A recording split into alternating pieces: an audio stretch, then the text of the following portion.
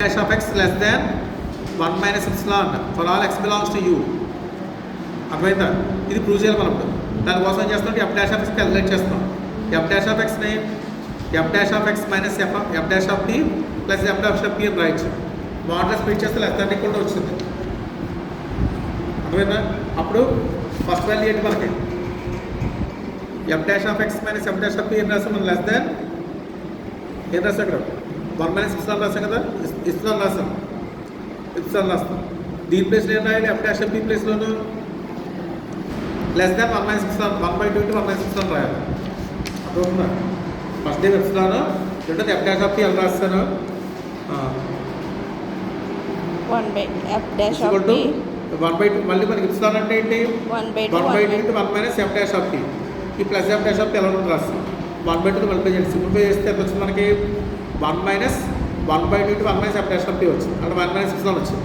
అంటే F dash of x కూడా 1 minus epsilon for all x belongs to U, అంటే U అయినట్టు. అర్థమైందా? ఇప్పుడు మనం ఏం చెప్పాలి, మన ట్రయల్లో మనం ఏం ప్రూవ్ చేయాలి, F of X F square of X F cube of X ఇవన్నీ కూడా టెన్స్ టు పి అని చెప్పాలి.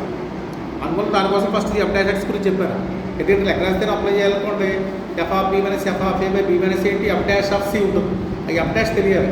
ఎఫ్ డాష్ తెలియకుండా ఫస్ట్ ఎఫ్ డాష్ కట్టాం. ఈ ఎఫ్ డాష్ యూజ్ చేసుకుని మిగతా కడతాం. అర్థమైందా? ఇప్పుడు ఫస్ట్ లెక్క రాస్తే అప్లై చేయడం చెప్పినట్టుగా f of x minus f of p ఇది కూడా ఎంత అవుతుంది, f dash of c into x minus p. అంతేనా? మోడల్ స్ప్లిట్ చేస్తే less than equal to f dash of p minus x minus p. F dash of p already కట్టాం కదా, 1 minus epsilon రాసాం కదా ఇక్కడ. F dash of x less than 1 minus epsilon. కాబట్టి f dash of c plus 1 minus epsilon రాయొచ్చు into x minus p. అర్థమైందా? అంటే f of x minus f of p less than 1 minus c into mod x minus p వచ్చింది. 1 minus epsilon ఎలా మనకన్నా చదివారు కదా. ఇక్కడ మొత్తం మీద రాయించుకున్నప్పుడు f of x minus f of p అంటే పి అవుతుంది, less than modulus of x minus p అని రాయొచ్చు. అర్థమైందా? కాబట్టి modulus of x minus p ఎప్పుడైతే అంటే ఎఫ్ ఆఫ్ ఎక్స్ దేని రీచ్ అవుతుంది, మన ఇక్కడ పి రీచ్ అవుతుంది. అది రాసి చూడండి.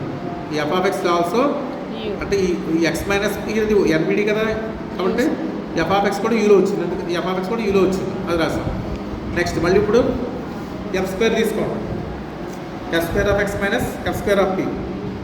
మళ్ళీ దాన్ని లెక్క రాస్తే అప్లై చేస్తాను రాస్తాం, f dash of t into f of p minus f of x minus f of p రాస్తాం. మోడల్స్ పెట్టండి. పీ ఫిక్స్డ్ పాయింట్ కాబట్టి ఎఫ్ స్క్వేర్ ఆఫ్ పి కూడా మనకి పి అయిపోయింది, ఎఫ్ ఆఫ్ పి కూడా పిఏ. ఆల్రెడీ మనకి ఎఫ్ డాష్ ఆఫ్ పి అంటే 1 మైనస్ ఇప్సిలాన్ రాస్తాం. మళ్ళీ మనకి ఫైనల్గా కంక్లూడ్ చేస్తే f square of p minus p less than 1 minus epsilon square అంటే ఎక్స్ మైనస్ పి వచ్చింది.